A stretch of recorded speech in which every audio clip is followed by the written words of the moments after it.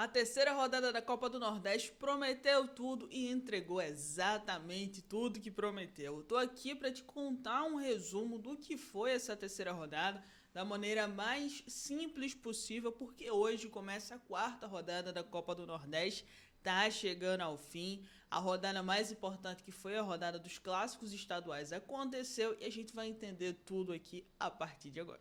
Lembrando que as equipes do grupo A jogam contra as equipes do grupo B. A mesma coisa acontece com as equipes do grupo C, que jogam contra as equipes do grupo D. E por isso a gente teve na terceira rodada a rodada dos clássicos estaduais. O grupo A saiu muito em vantagem aqui, a gente teve uma mudança de posicionamento. Eu falei que quem passava nesse grupo A era o Vitória, com toda certeza, e junto dele o Souza ou o Asa. A gente tem aqui uma briga entre Asa, Vitória e Souza. Vitória e o Souza com 6 pontos e o Asa com 7 pontos. O Asa venceu o clássico, venceu o CRB jogando dentro de casa, e o CRB que tá se complicando, né, gente? O Asa perde para o CRB no clássico estadual, né, ali na final do estadual. O CRB é pentacampeão. Depois disso, depois que começa a Série B e a Copa do Nordeste, o CRB se perde completamente. É importante que a gente fale sobre isso. A equipe não está conseguindo produzir o que parecia que ia produzir. Nesse jogo contra o Asa, vou estar olhando aqui para baixo porque eu estou vendo as anotações. A gente tem gol de Alex Bruno, que lá no estadual fez 2 ou foram 3 gols numa vitória do Asa em cima do CRB, jogando em Maceió. Depois a gente tem erro da zaga. A equipe do CRB tem chances, mas aí o Rafael Brilha, o goleiro da equipe do Asa, e evita que o CRB consiga o placar. E a gente começa com as expulsões, porque tivemos algumas expulsões ao longo dessa terceira rodada, e uma delas foi de Dadá Belmonte aos 47 do segundo tempo, e um carrinho completamente desnecessário.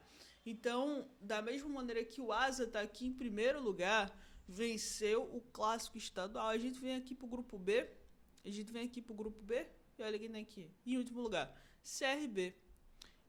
Um empate, 2 derrotas. É impressionante como tá horrível a campanha que o CRB faz dentro da Copa do Nordeste.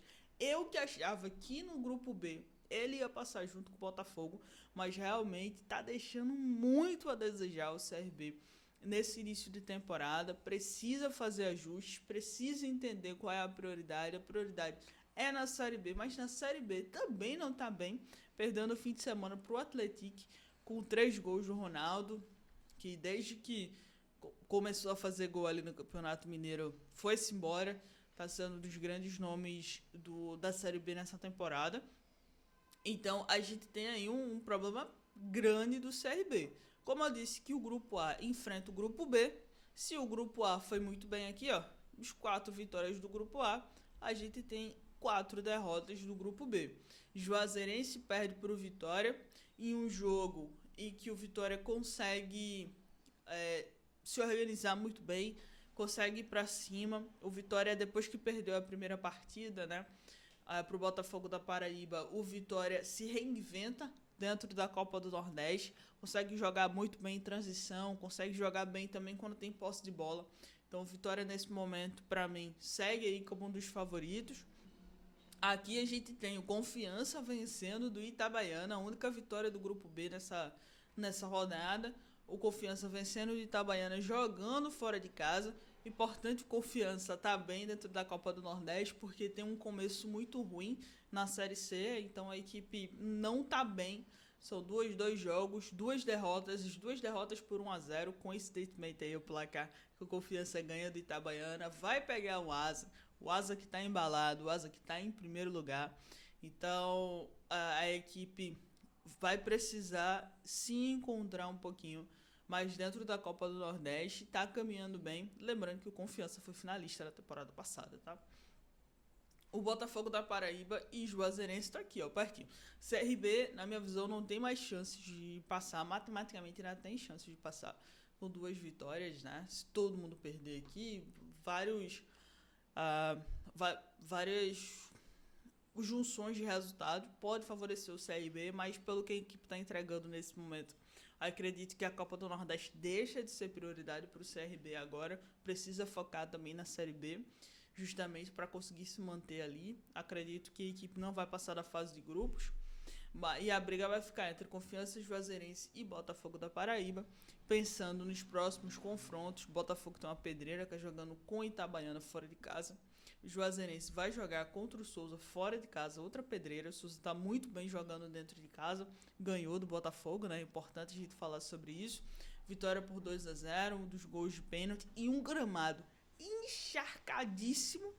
Absurdo, assim, as condições do gramado, muito complicado. Mas o Souza consegue uma vitória importante, trazendo ali também, deu para o torcedor, né, aquela tranquilidade depois de ter perdido o campeonato estadual para o Botafogo. E a gente também teve aqui a vitória do Fluminense em cima do Piauí, Fluminense correndo aqui por fora. Pode chegar aí na última rodada com algumas chances ainda, mas joga contra o CRB. Vamos ver que CRB é esse que vai estar. O Fluminense pode aproveitar um mau momento do CRB dentro da Copa do Nordeste. Vamos entender a partir da rodada 4, né? Que é essa rodada que se inicia hoje. E é isso, né? Terminamos aqui grupo A e grupo B. Vamos ao grupo C e grupo D. Rodada de clássicos aqui, muito interessante como foi a movimentação do grupo C, né? O Sport segue aí, acho que a única equipe 100%. Deixa eu confirmar aqui exatamente. Sport é a única equipe 100%. E aí eu tô pagando a minha língua, né? Porque eu falei que nesse grupo C, quem ia passar era o Ceará e era o Sport. Porque o Ceará tava com a equipe mais organizada. E o Sport, que até hoje é exatamente 14 de abril, 11 da manhã, o momento que eu estou gravando esse vídeo. O Sport não tem técnico.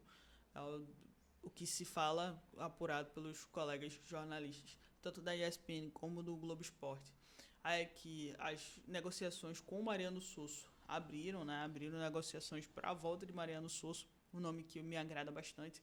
Inclusive, fui contra ali quando o Sport demitiu. Acho que é um bom momento para o Sosso voltar. Então, o Sport está muito bem dentro da Copa do Nordeste, utilizando sempre time alternativo. Então, essa semana vai pegar, por exemplo, o Maranhão. Então, consegue ter uma tranquilidade de colocar um time alternativo. Lembrando que o Maranhão está jogando a Série C.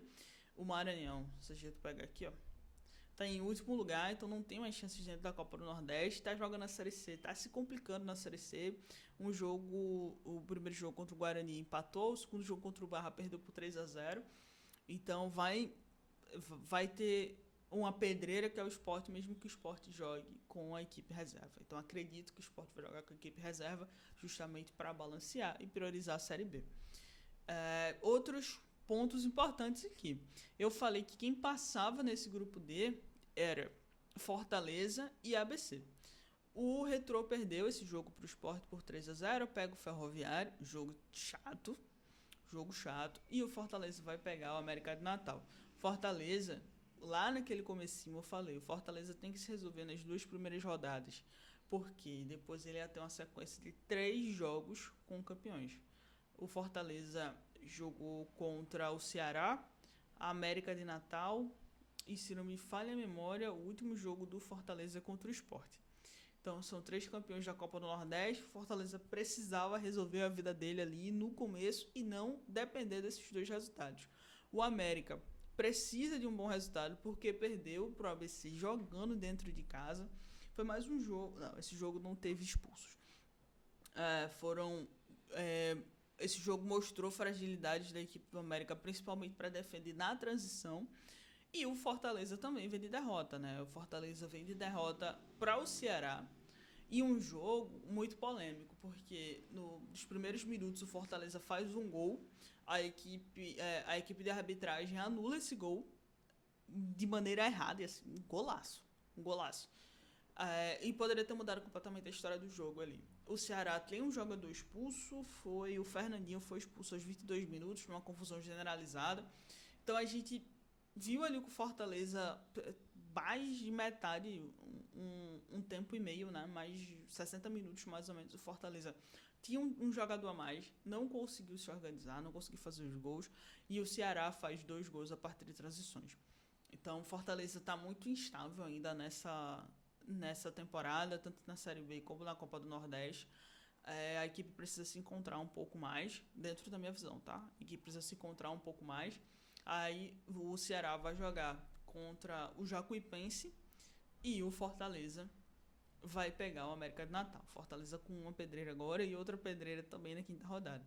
Então, entender como é que vai ser essa partida, como é que as coisas vão se organizar. Fora isso, a gente teve o Retrô perdendo, mas se mantendo em primeiro lugar. O Jacuipense, com apenas um empate, perdeu para o Ferroviário, vai pegar o Ceará, um jogo muito difícil, e o Maranhão vai pegar o Sport. Com isso, a gente tem uma visão geral de como é que foi essa terceira rodada da Copa do Nordeste. É isso, meus amigos. Se você não é uma pessoa inscrita neste canal, peço por favor que você se inscreva, me ajuda bastante e também faz com que o YouTube entenda que esse é um conteúdo legal e pode enviar para mais pessoas. Eu vou fazer também o resumo aqui da quarta rodada, mas principalmente do jogo entre Sport e Maranhão, que eu vou ser comentarista na Sportnet. Então vou tentar trazer aí um pós-jogo mais recheado. Então se você é torcedor do Sport, conhece torcedores do Sport, já encaminha aí, porque eu não sei se eu consigo fazer uma prévia, mas com certeza um pós-jogo vai ter por aqui, justamente porque eu já acompanho o Maranhão na Série C e eu sou de Recife, então eu consigo acompanhar aí o Sport de maneira bacana. Fechado? Vejo você no próximo vídeo.